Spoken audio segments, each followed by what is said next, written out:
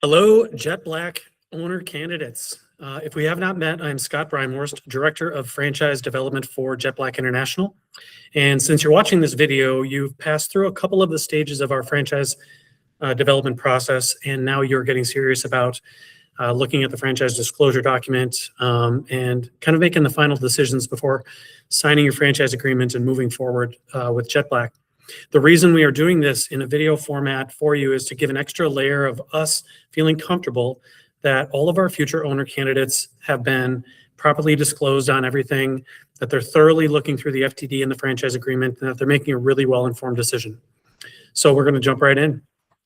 What is the franchise disclosure document? The FDD is a long-time established FTC required document with 23 items that every single franchise system across the nation has to have to be able to call themselves a franchisor. It's very important that you understand there are some cooling off periods that we'll talk about when we meet in person on this, and that all of the items are there to help you make a really great decision about Jet Black or another franchise concept if you make another decision. It's essentially summing up the play that you're going to run and that we're going to coach, and all of the guardrails that go into that. What it is really about is clear disclosure. I imagine 60 years ago when the FTC designed the FDD document, the franchise disclosure document, franchisors were telling people anything they wanted to hear in order to make them sign an agreement. The FDD is here to protect you, it's here to protect us, but it's really to make sure you have a clear and accurate understanding of the system. If you have that in your discernment process, you're going to be able to make reasonable expectations. If you have those, you're going to be more probably satisfied with your decision to join Jet Black. And when we have satisfied, well-informed franchisees, we've got happier franchisees and a healthy system. And that's really what we're going for at Jet Black. So just a quick note, this is just a very quick overview of all 23 items. The entirety of the FDD is not in this presentation, but we want to make sure you understand what the intent of each of the items is, how to look at it, where some important things you need to consider are, and then also lead you into hopefully a conversation with a franchise attorney who will help you review the document, review the franchise agreement itself, which we highly recommend that our franchisees do. So the 23 items of the FDD are listed here. We're going to go through each of them, some very quickly because they're very easy to understand.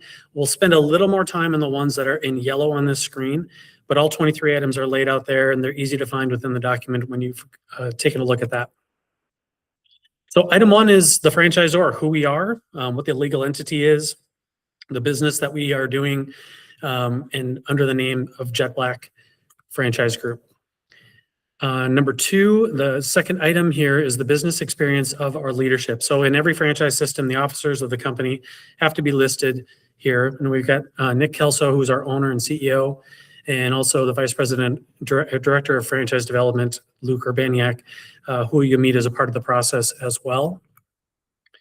Item three is around litigation. So if any franchise company has pending or current litigation against it, it needs to be listed here. And four is about bankruptcies. So if the company itself or any of the officers have had bankruptcies in the background, it needs to be noted in item 4 of the FDD. We have none, and we'd like to keep it that way for the entirety of our company's existence. So item 5 will be about the initial fees you're going to pay to open your Jet Black company and get your territory rolling. It's important that you look at the franchise fee and then the other kind of fees and items that go into the startup of your territory together, so you get a really good understanding of what the entirety of the cost is going to be. So very simply, a franchise fee for us is $48,000. If you get a second territory that you sign for from the outset, you save $16,000 and you get that second territory for $32,000. And then there's some notes here about other expenses and the initial fee. It's laid out here in one form, special inventory, things that you need to get. And then we get into item 6, where there are all of the other fees. When we get to item 7, we'll get into a little bit of detail on the entirety of the initial investment, okay? So other fees, I usually don't spend a lot of time talking about fees. We will talk about royalties and continuing funds in a second, but the other fees are listed here. Some of these are never used, some may be used in certain circumstances. Some will come up along the way. It's important that you read through all of the fees and become comfortable with them so that you can come back and ask questions about anything that doesn't make sense. And I'll pause there. By law, the FDD is supposed to be written so a normal human being can read it on a normal day without an attorney. If you find that something is too complicated to understand, make sure you let us know so we can make sure we dig in on that for you. In the fees for royalties specifically, it's important that we point out our fees are by job and by size of job. This is a great thing for our franchisees because the larger the job, say a commercial parking lot or a church parking lot, will give less royalties back to the franchisor, to Jet Black, and you will make more money on that. A small driveway, maybe in the first box, is an 8% gross revenue. Get all the way up to a larger parking lot, maybe that's $50,000, and that's going to be 2% of the gross revenue for the job. We'll talk about royalties when we meet in person on this for sure. Your estimated initial investment is listed in item 7. So this very clearly lays out what it's going to cost on an estimated basis. Now, cost can change to open your Jet Black location.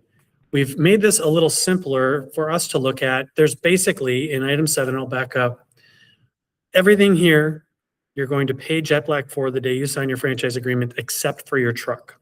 So that's the missing kind of piece when you're looking at that 102,622 here in this box. That is what you'll be paying Jet Black and signing your franchise agreement and agreeing to, and then you'll have a vehicle you'll need to get. And then you're off and running. You're making homes beautiful, you're protecting the driveways, you're doing great things for your community and for these homeowners. And in this case, this church here in Shakopee, Minnesota, that the parking lot was kind of falling apart, not looking good, and now, man, it looks just unbelievable. So it's pretty exciting to think of what Jet Black is able to do for people and for companies. Item 9 is a really interesting item because really all it is a table of contents for anything you want to find in the franchise agreement and also the FTD. So if you're ever just lost and you're thinking, where do I find something about pre-opening purchases, go to item 9. It'll tell you where to look, and then you don't have to hunt it down. Item 10 is around financing. So Jet Black does not offer financing currently. That is something we could choose to do, but currently that's not a practice of Jet Black. So you're on your own to work on your financing. Item 11, kind of important, and people skip over it sometimes, but there's a lot to item 11 around computer systems and training and advertising.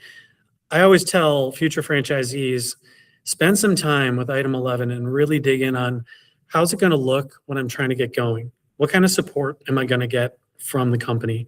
The training program is listed there as well with the number of hours that are provided for the different topics that go into the training.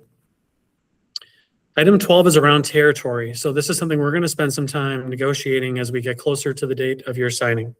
We just want your territory to be large enough and include enough asphalt to support the business you intend to grow. There are some numbers around population inside item 12 you'll want to look at. Just the key to this is you're getting an exclusive territory, which is also protected, meaning you will serve the people who residentially live in your territory, and no other Jet Black may open inside of the territory that we agree to. Item 13 lists our trademarks. Item 14 are patents, copyrights, all the information that's proprietary to Jet Black. And the reason this is really important is everybody involved with your business, especially you, is agreeing to the confidentiality of all things that are proprietary to Jet Black. So you could not one day just decide you wanted to open a seal coating business called Black Jet Seal Coating or something and just use all of the systems and processes that you learned from Jet Black. That would be wrong. But item 14 just protects against that.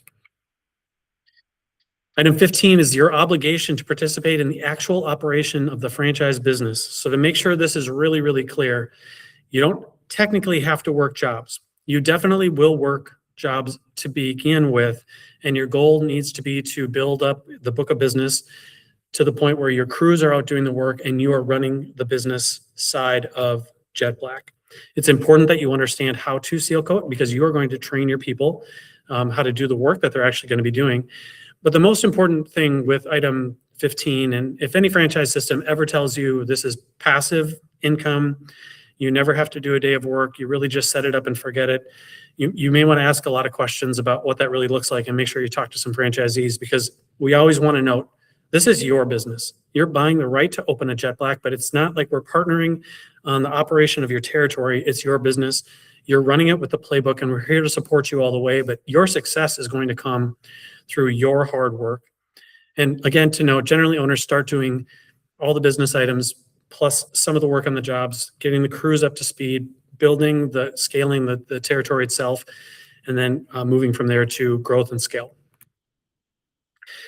Item 16 just refers to restrictions on what you may actually sell. So we do seal coating, and then there are some kind of things we can talk about with kind of ancillary products and services that you may want to offer. We just need to make sure we approve those things, and we have to make sure that we're on the same page with what that looks like. Item 17, I always describe this as an item of, what if I want to do it again and do another 10-year franchise agreement? What if I don't want to do this anymore and I want to sell my business? And then what if it goes wrong? How do we dispute that? I think you should spend time on item 17. And if you hire a franchise attorney, they definitely will spend some time on 17 and give you some great questions to look at. Item 19 is one of the most critical pieces of any FDD. So you know, franchisors are not required to give you any financial performance representations. Look at 20 FDDs, and probably half of them, maybe a little fewer than half, won't list anything in the financial performance representation. A lot of people want to skip to item 19 when they look at an FDD because it tells you numbers, it tells you growth, it tells you average prices, or in other systems it may tell you nothing. I always tell folks, use item 19 not as something to be sold on, but as something to help you understand, is this company healthy? Is it growing? And how do I build my own financial model over the course of the months and the years I'm going to be here with Jet Black to reach whatever your goals are? So the numbers in here are true, honest, and we just want to make sure that we are transparent with everything. And specifically, we have a full P&L inside of our FDD to help guide you on understanding what the business aspects look like. And here we've got a full P&L. Item 20, just open territories. There's a lot of tables in item 20. How many closed? Where are we growing in? It's important as you look at any FDD, especially ones where there's volatility, and we don't have that at Jet Black. Are a lot of locations closing and are owners not making it? Is the company growing? Is it growing at a speed that you're not comfortable with? Maybe they're growing really fast, and you should ask questions about, why are you growing so fast? Can you support all those franchisees? So a lot of tables and a lot of interesting things in there. Also, the names and contact information for our franchisees is here. So as you start making calls to owners, the validation calls that we'll talk about in our future presentation, this is where you're going to get their information. You're free to call and check in with any of them. The last three items of the FDD are the financial statements, so audited financials are included. Item 22 is the actual franchise agreement itself. So if today you're very excited about Jet Black and you really want to move forward, you may send the FDD and the franchise agreement to a franchise attorney now to be reviewed. We don't modify the franchise agreement, and franchise attorneys will understand that, but you already have it now that you have the FDD and you're able to send that over. Item 23 is a mandatory receipt that any future franchisee needs to sign that just says, I acknowledge that I received this FDD. So you'll be receiving that in an email for you to sign and print, or probably future in another format like a DocuSign to sign. The rule at the FTC is that you may not sign a franchise agreement for 2 full weeks after you've acknowledged receipt. That's to give you some time to cool off if you're very excited about everything, but really thinking through everything and making sure that this is a great decision for you, okay? So the receipt page is required, and we ask that people do that right away so we don't have to wait on things later on. All right, next steps. Number 1, make sure that you have signed and submitted the item 23 acknowledgement of receipt. And if you have any questions on that, please just contact me. 2, after this presentation, there's a link in the email that you got with this presentation in it to an easy Google form where I'd like you to submit a couple of questions about the FDD after you've had a chance to read it. We're asking people to do that so that we understand that you've watched the video, you've had a chance to read the FDD, and then we're prepared with a couple of questions to begin with when we have our next meeting, which you should confirm, as number 3 says, with me and make sure that at that time, you're able to answer questions about how you're planning on financing your franchise territory. Again, prior to that meeting, make sure that you complete that form. And number 5, if you're utilizing a consultant or a broker, make sure you update him or her on how you're feeling about the jet black opportunity. They're really going to want to know where things are at for you in the whole process. All right. Hope you enjoyed this very quick overview of the FDD. At any time, if you have any questions, please let me know, but make sure you follow the steps and we'll see you on our next call.